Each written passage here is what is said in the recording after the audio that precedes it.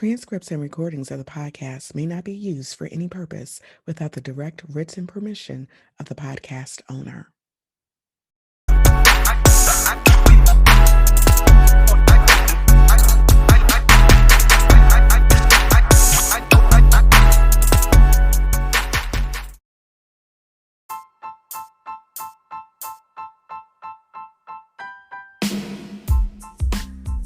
Welcome to LITE It Up, a podcast about resilient women balancing motherhood, their careers, personal lives, and all of the challenges that come along with being a superwoman.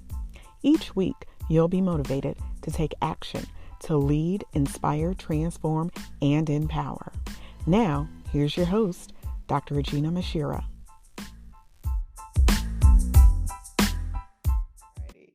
Hey, everybody. Welcome to a new episode of LITE It Up. I am your host, Dr. Aginah Musherah. I am so excited about this week's episode because we are right in the heart of Women's History Month. And this month, I am interviewing Black women who are entrepreneurs and who are making a significant contribution to our communities. And today I have the honor of interviewing Cathy Griffin, which I think we probably go back about, I don't know, I'll say 15, 18 years, because I was the recipient of her services.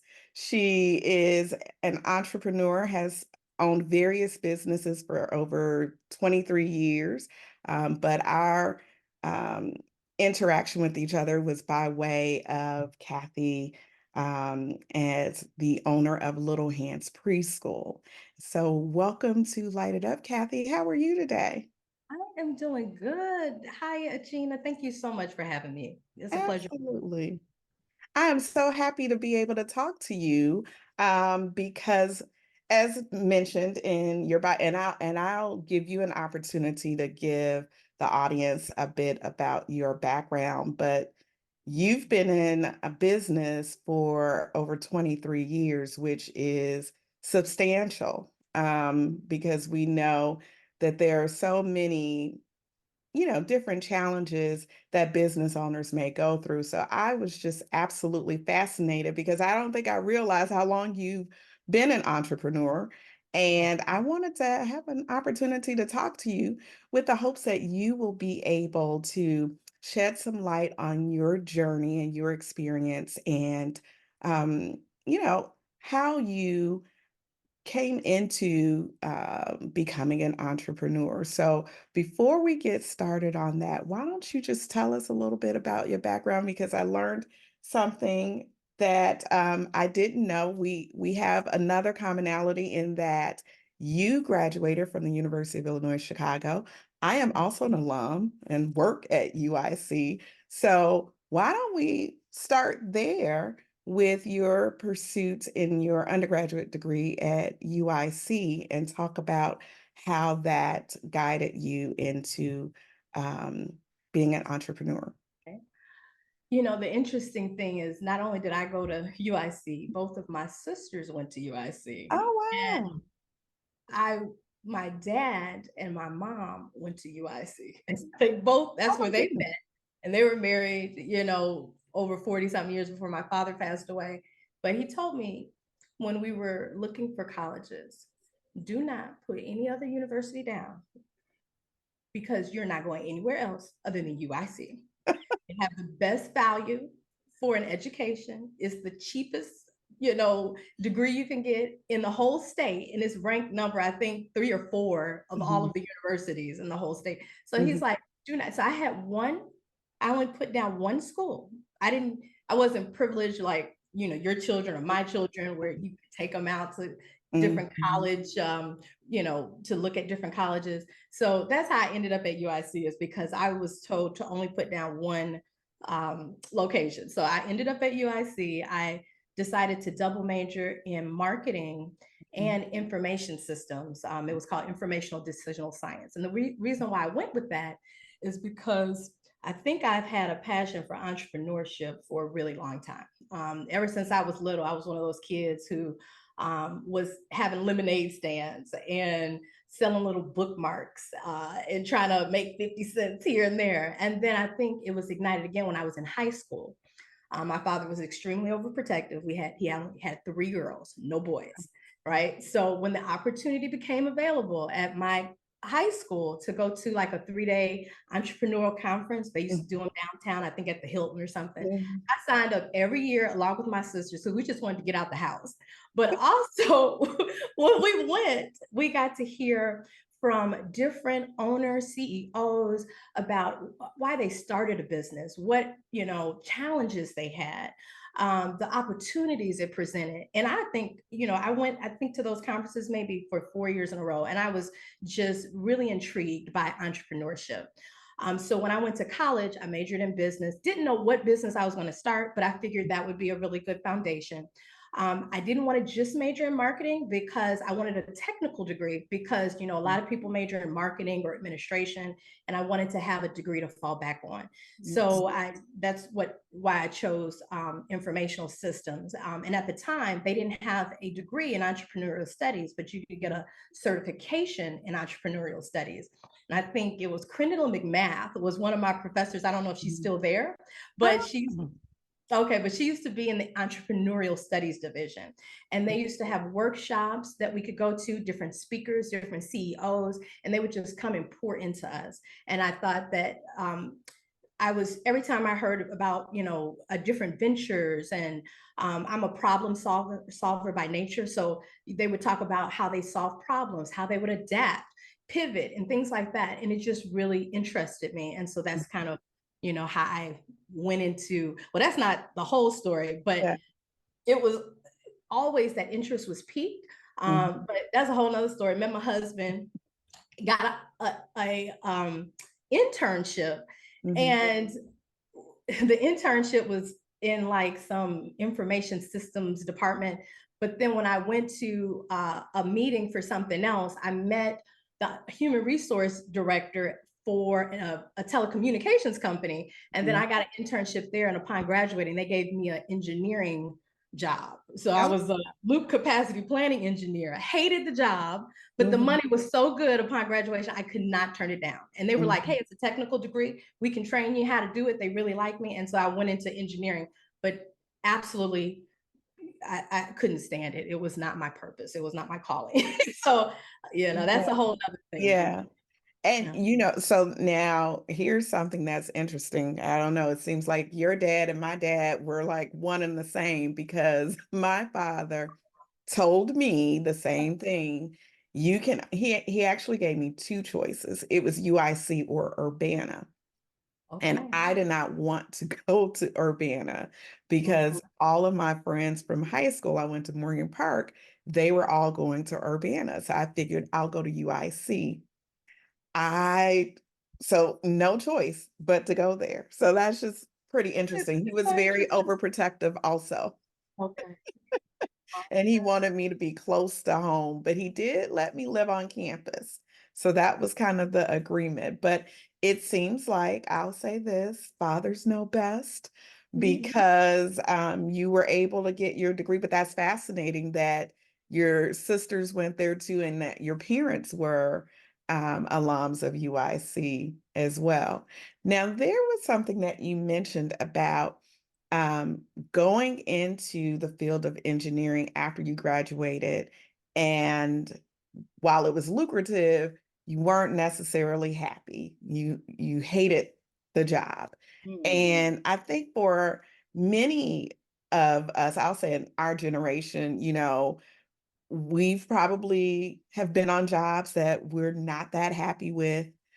How did you make the leap and decide I am going to transition out of this career that I'm not really happy with and then go into entrepreneurship? I'm assuming that that is what happened, but why don't you tell us? Okay, so while I was at my desk, I'm going back, 20 something years ago, 25 years ago, I'm looking in the newspaper, Mhm. different business opportunities. I'm looking at magazines. Internet wasn't as big as it is now. So we didn't really have that resource. And then I was just coming up with a lot of different ideas. But, I used to call my husband crying. I hate my job. I just don't like it. But, it paid the bills, it was steady paycheck coming in, and how I was open to ideas. I was open and looking. But while that happened, I was got pregnant with my second child. So got married, had my first baby, and then I was pregnant on maternity leave. Oh. And during that time, I was trying to look for a preschool for my son. And at the time, he was 2. Mhm. And everywhere I went, they wanted a whole lot of money. And it didn't seem very challenging. The curriculum didn't seem like it encompassed a lot. They lacked computers at the time, science, fine arts, dance. And I'm thinking these children can do so much more, even at 2 and 3. Mhm. And he seemed so smart. And I just wanted more for him. He was at an in-home daycare while I was working in corporate America and my husband was working. And I couldn't find what I was looking for. Everybody I knew in the community or women that I was associated with, they all complained about the same thing. They want all this money and they're not even doing anything. They play all day. These children can do so much more. And keep in mind, my mom was a teacher for over 30 something years. So I used to love teaching, but I thought, oh, that doesn't pay any money. I don't want to go into education. And it just really wasn't something I thought I wanted to do. Um, and I'll never forget, I was sitting at my girlfriend's house and she was complaining. I was complaining. And I remember saying, I'm going to start a preschool. I was like, that's it. So I was 6 months pregnant with my daughter, just went on maternity leave. And I made the decision because basically of a demand or a need in the community, the opportunity. And at the time, it really wasn't trying to make money. It was about serving my family, my needs, and my community. We thought we were going to open up, have a handful of children. And I was okay with that because I thought it would give me the freedom to be with my children, as well as some revenue coming in, some income.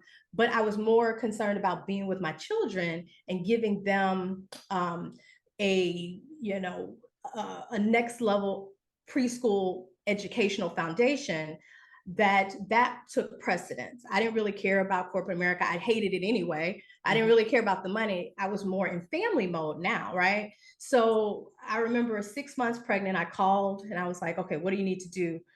They said you need so many hours. I already had my degree, so I just had to go back and get the certification to be an early childhood educator.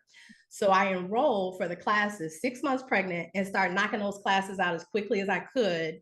And I remember wobbling in to different classes at 7, 8, 9 months, and the professors would look at me and be like, "Baby, you can just do this later." But I was so, I was so, I guess, committed to it because I really didn't want to go back to corporate America, Right. and I was trying to get through so I could start my business right after I had my child. So I was highly motivated mainly because I just didn't feel I'm one of those people that give 100% to everything they do. So if I'm going to give 100%, I need to like what I'm doing. I need to be passionate about it. And that's why, I wasn't committed to corporate America. I felt like I wasn't making an impact. It wasn't purposeful to me. It just felt like, politics and every day you're doing the same thing, mundane tasks. And I was super excited about teaching my children, teaching offering a unique service to others in the community, and also start my own business. Yeah. And it was mainly because of a need in the community is how I got started. Well, I know during the time, and I don't know how long you had been in business by the time we came to Little Hands, but I know at that time I was working for Chicago Public Schools, and I too was very concerned about the amount of money that I was going to have to spend because I was going to end up having 3 children Mhm. in daycare. My mom was very instrumental in keeping the twins, but it was important for me when I became pregnant with their sister. I wanted them to be around other children and kind of get away from being with my mom and develop those social skills, but I also wanted them to learn and have different activities. So Little Hands was definitely very appealing because your program offered everything that we were looking for our children. So when you decided to take this leap, which of course was giving you the opportunity to be with your children, but provide a service to the community, w- how I guess what were some of the challenges? Did you experience any challenges as a new entrepreneur, and how were you able to overcome that? Yes, I experienced many challenges. One, I think sometimes is just the belief that you can be successful. Because a lot of times when you're trying to start a business, sometimes the people who are closest to you don't necessarily believe that you can even do it. So my father came from corporate America background. You know, he knew how much money I was making in corporate America. And when I remember telling him, you know, what my plans were to start this new school and business, he was like, I can't believe, what is wrong with you? You're going to give up this high paying job and go out there and try to start. What is wrong with you? And I'll never forget, he did say something. Mhm. And I love you, Daddy, but you did say this. He told me, he said, you know, you don't have what it takes to start a business. And I remember we told him because after I made the decision to start, I called my sister and I was like, hey, I'm about to do this. You want in? And she's like, yes, right. So his rule every time he came over our house is we had to set boundaries. Mhm. And I think this is applicable to other people too. So this is why I'm sharing this piece, because Mhm. sometimes you have to overcome challenges right in your own household, right? Mhm. Or in your family unit. And we told him, we said, hey, Dad, we love you. But every time you come over the house, if you say anything negative about what we're doing or about the school, we're going to ask you to leave. Mhm. And so I remember he looked at us and he said, okay, I won't say anything else negative. And then he started just giving input. And then we opened the doors to our first location. And he came and he was like, this is nice. And so I'm like, I thought you said we didn't have what it takes to start a business. He said, I said that just to motivate you. Right. So, you know, a lot of times family and friends, they may have the best intentions, but they don't know what they don't know. They can't see past their own limited beliefs. And I think one of the challenges is just getting past that and having that self assurance and being around supportive people and setting boundaries so that you are constantly putting yourself around positive people where you believe in yourself. Because that's, I'm gonna tell you, if you don't have anything else, one thing you need to have when you run a business or open a business or think about starting a business is confidence. You have to have that. Okay. Um, I think another challenge would be just even getting started and opening is a lot of times the stereotypes that come with being a Black female in Mhm. business. You know, stereotypes could be, oh, Black businesses aren't professional enough, or Mhm. women aren't as educated as men, or being young. I was young at the time. Okay. I was in my mid, 20s. And so a lot of times when people see a young female, it doesn't even have to do with Black, just a young entrepreneur, you're faced with the challenge of, do you have the expertise? Can I trust you with this? You may not have all the skill sets needed. So I don't know. And so you have to prove, maybe, do a lot more, just to prove your worth and your value. And so, there were a whole lot of challenges, but those are maybe some of the first three that come to mind. What was your motivation to, even with perhaps the naysayers, or even with your dad saying, you didn't have what it takes, or some of the obstacles that you may have faced, what was the motivation to continue in this realm of of your business? It's a really good question. you know, Honestly, I think there were several factors. One being just having self-assurance. Mhm. I'm one of those people, when I have a whole lot of information, I try to make the best decision that I can with that information and move forward and have no regrets. Because if I have all the information, I've done my research, I've listened. Remember, I've been going to these workshops since I was in high school. I've been going in college. I've been going to these evening things. I've been taking part and listening to mentors. Uh, you do what you can with the information and you move ahead knowing that, hey, the only other time, there's no better time than now. Yeah. The other piece was having freedom. I think the motivation was being a mom and having two children. I want to take part when they have a basketball game or a volleyball game, or if there's a PTA meeting. I don't want to, what do they call them, golden handcuffs on the job, right? I don't want to have to say, hey, can I take off and do this? Hey, can I take off and go on this vacation? Hey, can I do this? Hey, can I do that? That freedom and that kind of autonomy that you get, as well as I'm not big on politics. I'm just not big on that. And there's a lot of politics that come with working a job, right? And there's so many layers. And a lot of times there's a lot of people let their emotions get in the way. And so to get one thing done, you have to wait months or years. And then you have to make sure you follow the political chain and make sure you're talking to the right person and schmoozing the right person. That's not me. I want to get in, get it done. And I think entrepreneurship gives you the ability to do that because you can go as fast as you want to go in entrepreneurship. You can grow as fast as you want. And so that's one thing that kind of turned me on to entrepreneurship. And I think that challenged me was that belief in myself, being around supportive people. Even my dad, he was supportive Mhm. after he Mhm. knew, hey, I'm moving full speed ahead. Either you get on the Right, train or you get off. I'm going forward. So right. being around supportive people, my sister, my husband, and my family, that was helping me, continue to go down that path, even though there were a lot of challenges, and as all entrepreneurs are going to have. Yeah. Now, with Little Hands in particular, and I know we're going to talk about some of your other businesses as well, but I know you had multiple locations with Little Hands.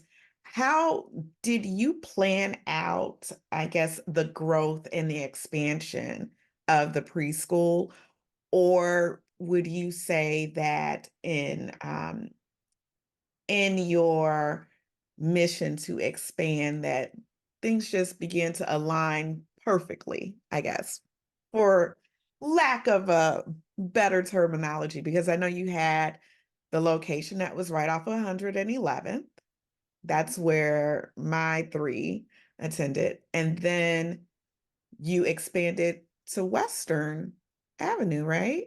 I Well, believe. yeah, our Or first location was 111th, and then we yeah. went to South Shore, and Okay, then that's our third right. location was on Western in Beverly. Yeah. Okay, so that's right. And I remember South Shore also because I think I was considering, we lived in Ashburn and I worked at central office for Chicago Public Schools, but I drove every day.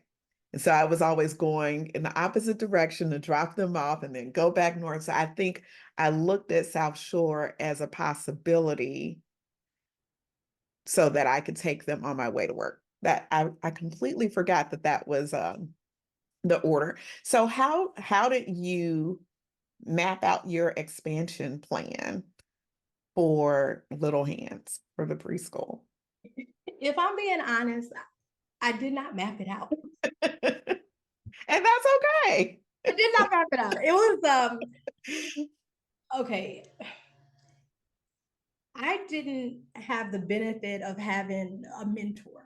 So it was figuring out. Now, I did go to workshops Mhm, when I was, like I mentioned before, but I mhm, did not have someone who was helping me through, plan out, do a business game plan, mhm, sharing with me the pitfalls of that you want to avoid, right? So it was figuring out as I went, and I made a lot of mistakes along the way. So it wasn't really mapped out. It was just, Mhm. hey, let's start this location, get this one up and growing, get it to full capacity as quickly as possible so we Mhm. could at least break even and then make a profit.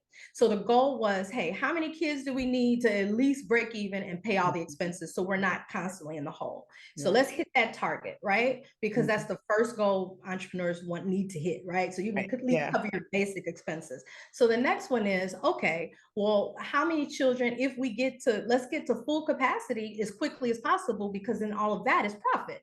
Right. So that was the goal, get to, break even and get to full capacity. That Mm. was the only thing I thought about. And Okay. meanwhile, have fun with my children in the process, have Yeah. them right there with me at the preschool, getting this gifted prep Mhm. education, taking part in all of these activities and just, you know, enjoying that process, Yeah. right?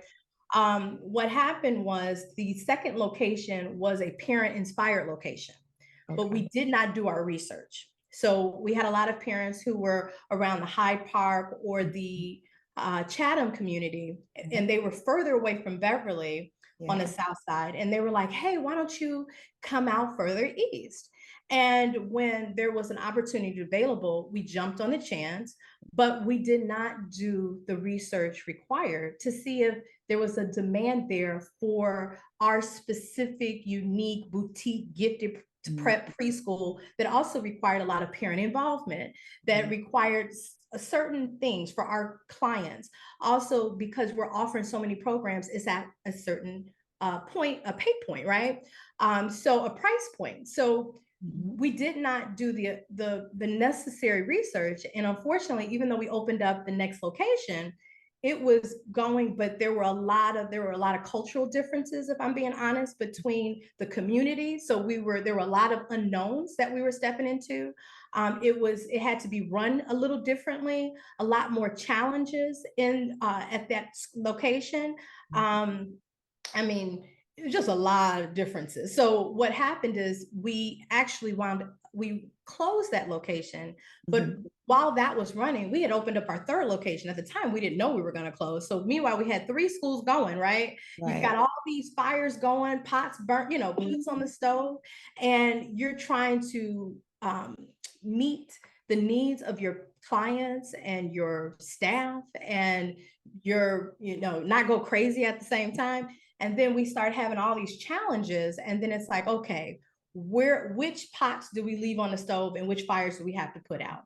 And because of limited resources and because of the type of school we had, which required a lot of hands-on, because we were the only gifted prep preschool on the south side of Chicago. We were the Right. largest, we were the only, and we had fine arts programs, end of the year productions, gifted prep programs.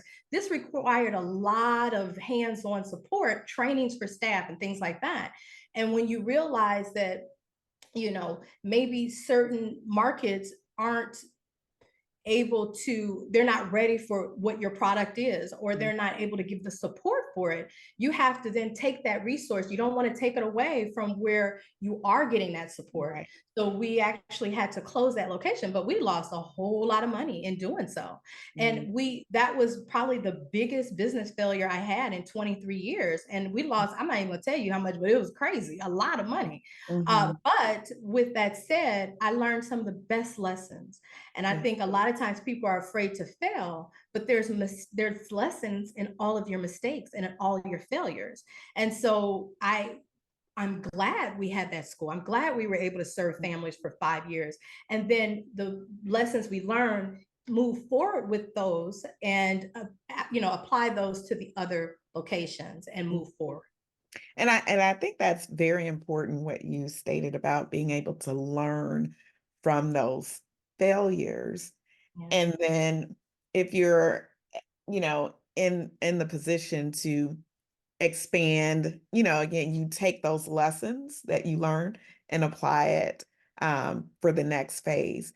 Um, and sometimes people aren't able to bounce back Mhm. from failures.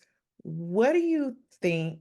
How were you able, as you reflect, how were you able to still sustain your business and not just completely fold after having such a setback as that? I think a lot of it probably had to do with the expectation that was put on us. Mhm, We had so many supportive families in the Beverly community, mhm. and our services were really, really needed. So it's like if we stop, we're not going to be able to service so many families who really need this. Yeah. When they came to us and said, "Hey, we've gone to so many schools. There's no program like you. You know, we really need this. I love you guys." So I think the support from the communities, the support from families, Mhm. in addition to not just that support, you've already got financial commitments. When you've got, you know, building mortgages Mhm. on commercial properties, as Right. well as loans and SBA loans and things like that, you want to make sure that you're doing your best, right? And if you're not able to do it in one location, pivot, do it somewhere else so you can make up that money that you lost and make some other money, right? So Right. then you're just trying to allocate your resources the best you can, learn from your mistakes, and try to move forward until you can no longer move forward, or until there's no longer a demand for what you're offering, or until there's so many challenges that you no longer have it into you to move forward, or you're not passionate about it anymore based on whatever the new circumstances are. So I think a lot of it just had to do with, you know, there was a need for it still, there was an appreciation for it still, there was community support for it still. I was still 110% passionate about what I was doing, and it brought me so much joy to, and that I did not want to stop, you Yeah. know. So I think that had to do with it. And I think when you're passionate about something, that's, I guess that would be the answer for me. Mhm. When you are passionate about something, it'll get you through the toughest of times, because that's why you never want to start a business if you're not fully committed, if you really don't like what you're doing, because when the going gets tough, your passion will get you through. Mhm. And I think that's why, because I really love the children, I love my parents, I love the community. You know, I love making a difference and being impactful in the community. So I think that's what pushed me through. That's awesome. Um, Something that you mentioned, and I want to kind of press you on this. Okay. You talked about not having a mentor. Um, how important do you think mentorship is for someone? Well, I'll say for a woman, even though I can say for anyone, but Mhm. anyone who is interested in launching a business. I think it is the number one thing that you should get if you're thinking about starting a business, Mhm, or if you've already started a business and you're trying to get to the next level. It's the number one thing you can do. And the reason why is because before you start a business mhm, and you invest so much money, time, and resources into that business, you want to make sure you speak to an expert or a mentor or a support group who can give you information to consider to see if it's even worth forward moving with that business idea. right. You may have the best idea that you're thinking, "Oh, I've got the best idea, right? And I'm going to go out there and I'm going to kill it."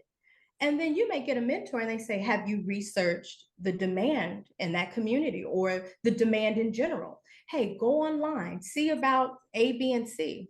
You may want to start something that nobody else has started, but then there may be a reason no one else has started it in that area. Yeah. Maybe it's not hitting a certain price point. Maybe the community may not be able to afford it. Maybe there's no demand for it, you know, or maybe you may not be able to provide it at a price that makes sense to customers. You Mhm, know, so they can give you a lot of questions to kind of go through to do the preliminary research, and then also how to avoid a lot of pitfalls in getting to your goal and save you a lot of money in the process. mhm, So I think it's extremely important because they've done what you've done, and you want to find someone who's been where you're trying to go, right? Because it's kind of like planning out, you know, it's I guess trying to climb to what is one of the highest mountains in the world? Mount Mount Kilimanjaro, or whatever, Mount Everest. I'm sorry, Everest, yeah. Mount Everest, right? And Mhm. it's like, do you, if it was your first time trying to climb Mount Everest, do you want to do it alone? You don't Right. know anything about the layout, the spending the night, camping overnight, doing this. Do you want to do it alone, or would you like a guide to help you go so you don't, die, right? So you Right.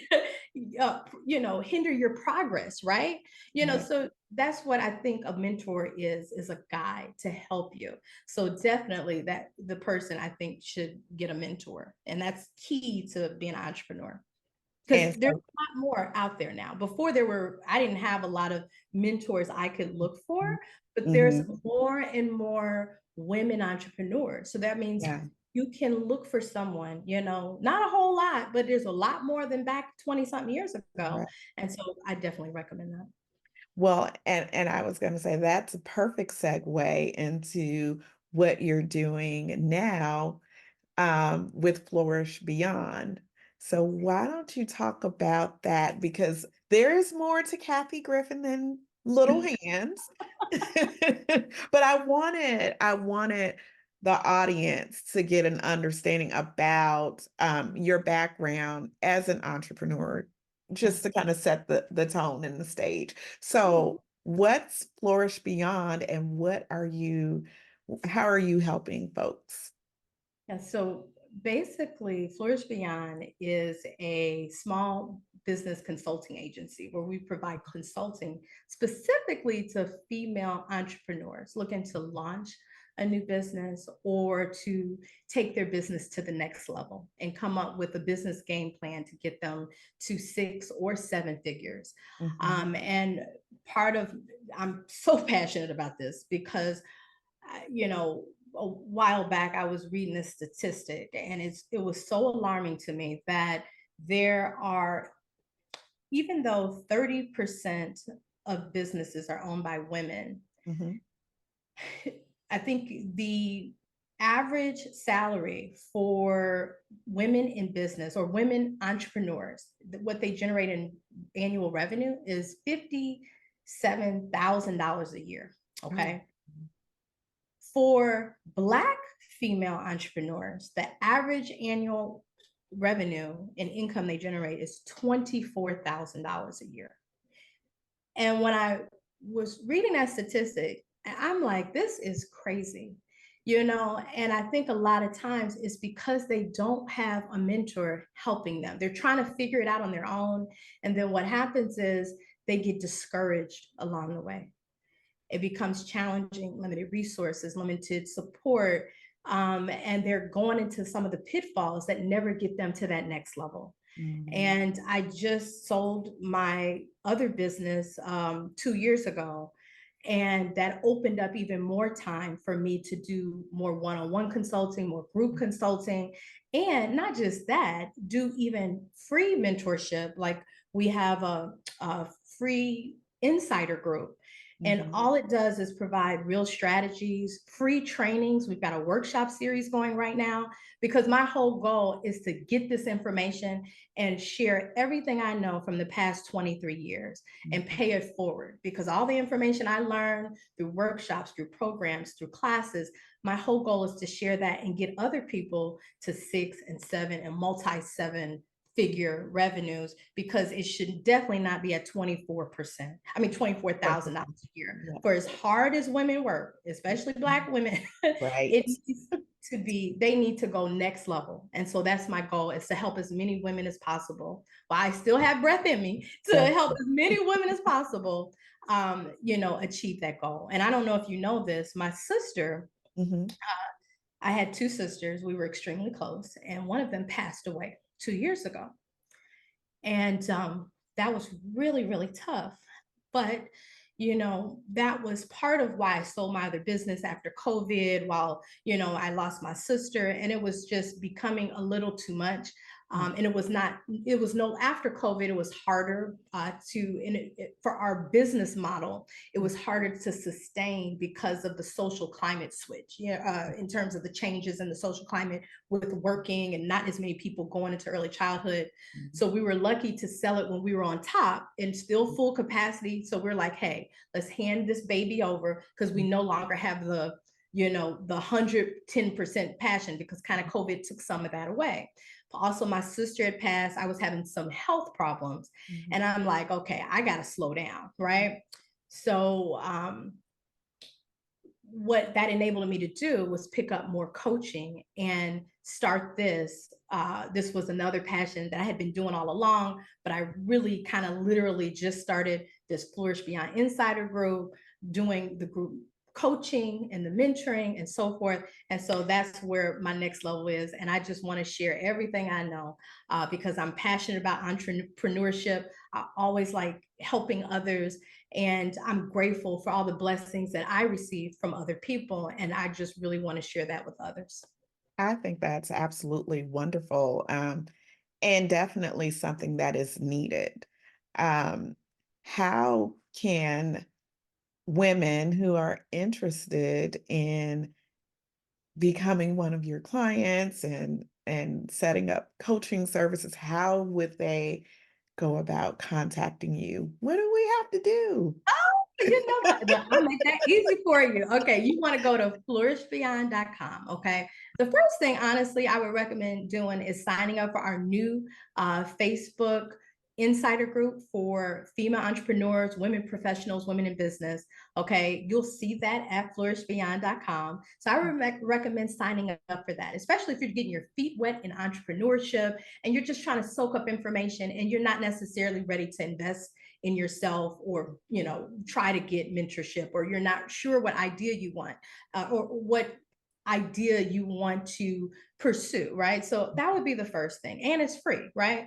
The second thing is on flourishbeyond.com you also see a 5-part workshop series you can sign up with. And I mean, this is an awesome 5 hot topic workshop series.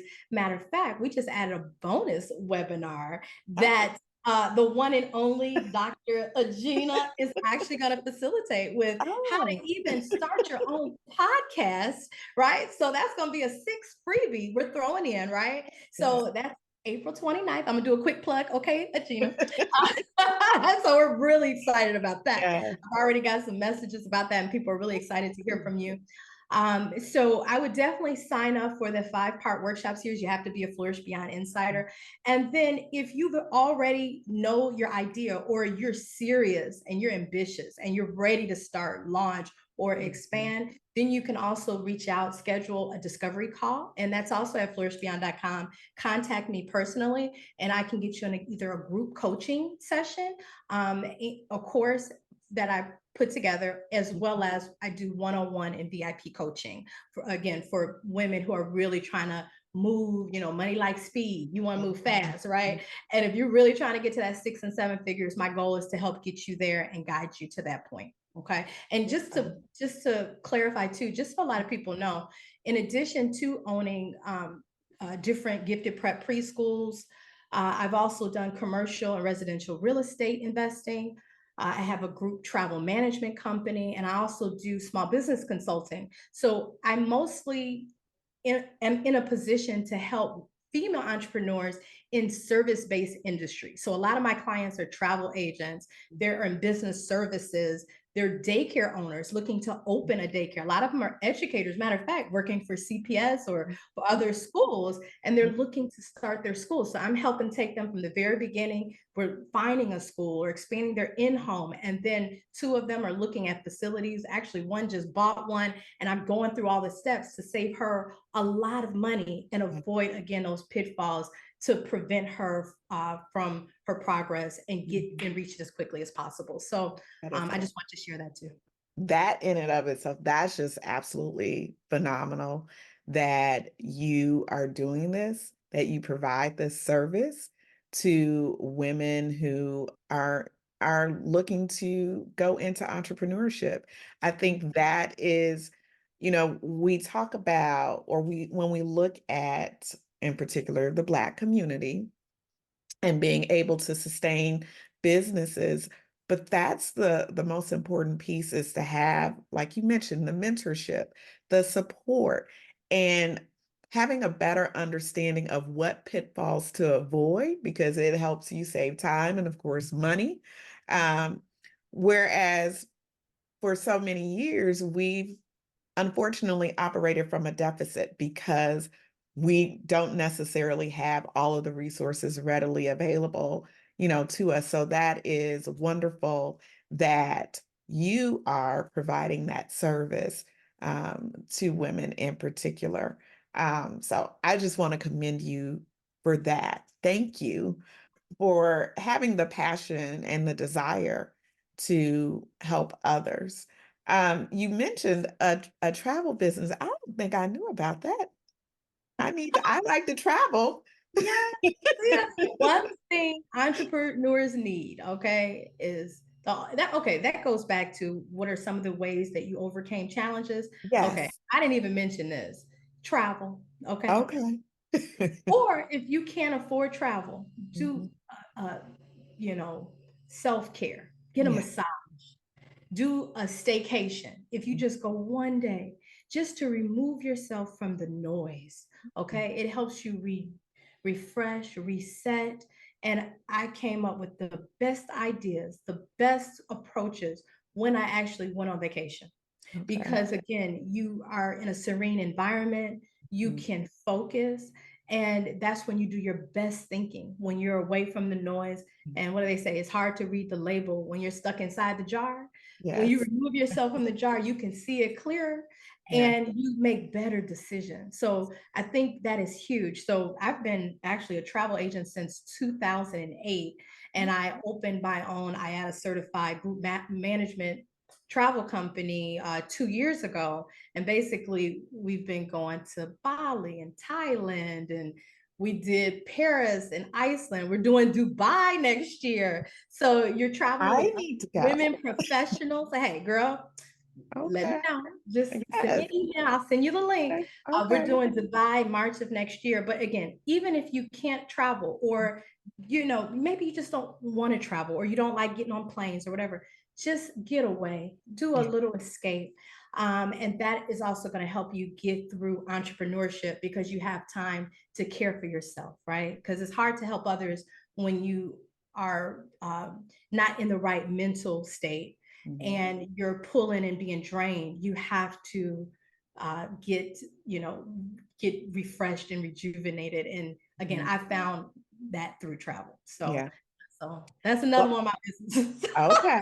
Well, I listen, I'm right there along with you because I I try my best to try. I will take a trip by myself with no problem.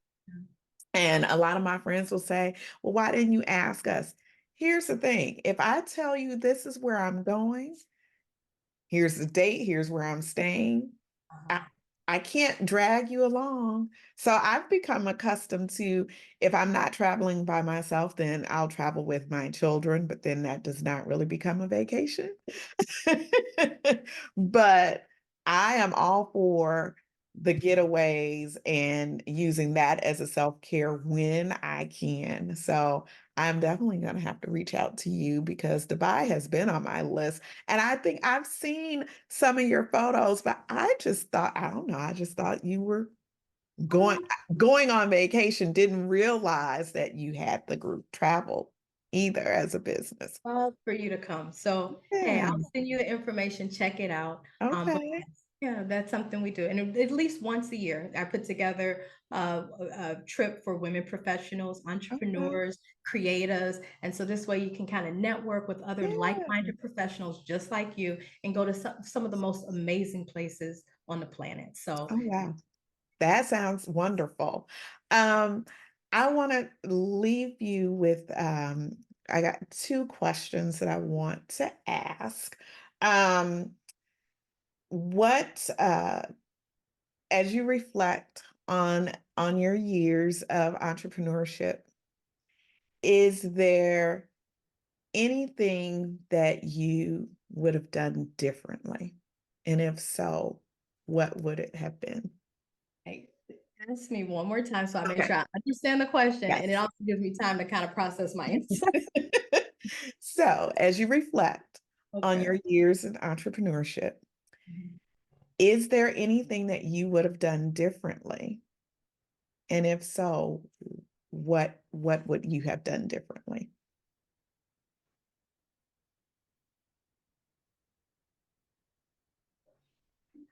Okay. This is the first thing that comes to mind. So this is what I'm Okay. going to focus it on. Okay. Learning to say no Mm, and set boundaries at an earlier age in life. I think the older you get, I used to be a people pleaser. Oh, I want everybody to be happy. I'm trying to please everybody. mm, You can't, okay? And when you try to please everyone, you please no one. yes. So learning to trust in yourself, be authentic, but knowing when to set boundaries, cut toxic people out, learning to say no. And when you first identify it, remove it like a cancer, right? If you get cancer, it's the first thing, oh, doctor, take it out, right? I don't want Mhm, it because it's going to mhm, spread and it's going to mess up my body, right? mhm, In a business and family dynamics and things like that, when you identify toxic stuff, or people who are trying to get, over, where you feel overcommitted, mhm. I'm not saying you got to come out completely, but just put them on the back of your plane. Yeah. Okay. Reserve your first class and business class and economy for, you know, Ooh, I people like that. show up differently in your life. Okay. So I think that would be one thing is I would have learned how to prioritize my plane a little faster than I did. Okay.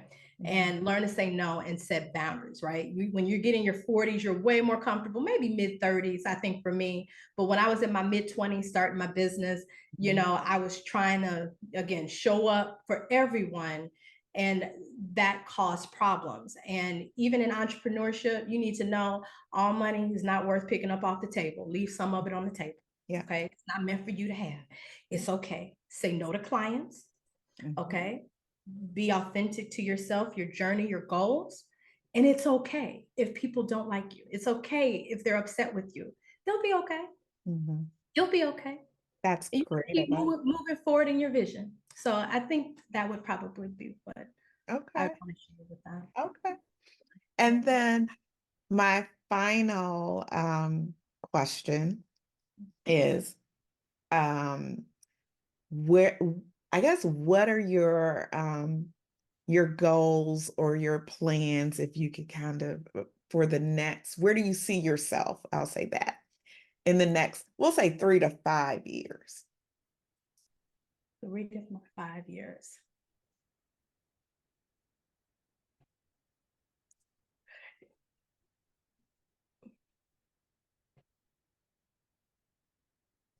Honestly, just spending more time with my family and Mhm. helping in the next 3 to 5 years. I think I want to help at least 10 to 20 women, if not more, get to their dream income, whether that be 6 or 7 figures, and help cultivate the next set of multimillionaire female entrepreneurs. I think that would be it. Yeah. I've been very fortunate, I'm almost 50, but I always felt, I don't know why, that I was gonna, actually, I don't even want to speak negative, but I just felt like I wanted to do as much as I could before I left this planet. Okay. My sister passed Mhm. at 49. My dad worked in corporate America till he was 55. And the year he retired was diagnosed with cancer and passed at 58. So I was one of those people where I said, I'm going to live life up. So Yeah. I've traveled the world. I've done different businesses. I've, I feel like I've done everything that I've wanted to do. And now I think the only thing left that I want to do is just be with my family. And I'm Yeah. sorry, I think Oh, about my sister sometimes when I talk I- about this. So yeah. I'm not trying to be emotional, but I um, understand. I think the only thing I want to do is spend more time with family, show up for them, Yeah. and maybe if I have grandkids, be with them, but just help others, share everything I know in my head with others, and help them get to their goal and accomplish their vision and their goals in life. And if I can do that, I think I would have done everything I wanted to do. My 2 kids are grown. My Yeah. husband and I have been together 30 years. I've had multiple businesses. I've, was able to have an exit strategy, Yeah. so I live life to the fullest. I think I have for, my entire life, but I think that's the piece that I really want to do now is give back and help more females. And that will make my heart smile. Oh, I love it. I love it. Well, I want to just encourage you to continue to do that. And I can tell that you are very passionate about that. And I just absolutely love the fact that you had I'm going to say you had a plan. With launching your business to put you in a position to be with your children. Um, as I was listening to you, and I'm pretty sure when my mom looks at this interview, she's gonna say something about it because when it's just interesting as I listen to you. When I was pregnant with Khalees, I too was taking early childhood education classes because I wanted to open a preschool. Okay. And my mom, even to this day, will still say to me, "Don't you want to open a school?" And I'm like, "Ma, I am like, I'm 46. Today is my half birthday. I'll be 47 in 6 months." I'm like, I no, I don't want to, but it's just, I'm just glad so many of us have a vision to do something and sometimes it doesn't materialize. So the simple fact that you had a goal to do something that was going to be beneficial to your family, but also help other families. And you were successful at it and continue to be successful in your business ventures, I think is inspirational for all of us. And I just want to thank you for taking time out of your schedule to share with us.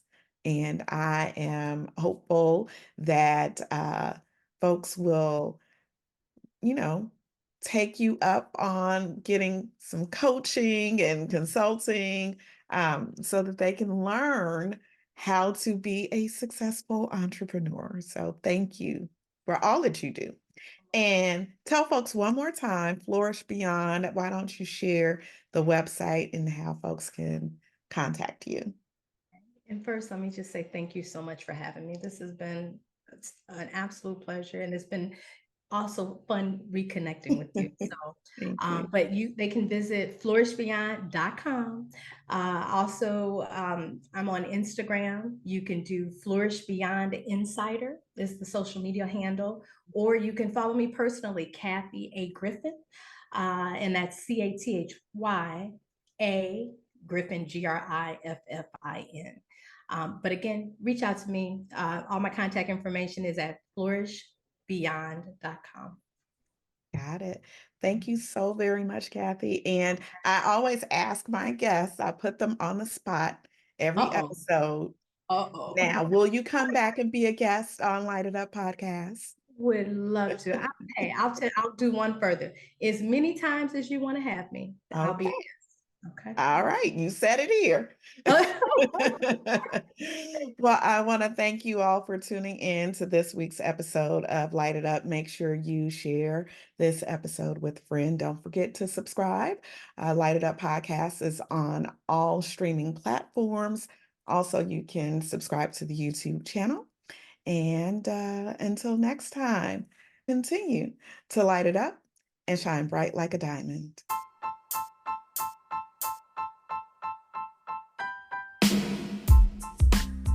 Thanks for joining me this week on Light It Up. Make sure you visit my website at www.lightituppodcast.com or www.aginahmuhammad.com. You can also find me on social media using the handle at Light It Up Podcast. If you like what you've heard, please be sure to hit the subscribe button so you'll never miss a show. While you're at it, I'd appreciate a rating on iTunes, or you can simply tell a friend about the show. Be sure to tune in every Tuesday for a new episode. Until next time, light it up and shine bright like a diamond.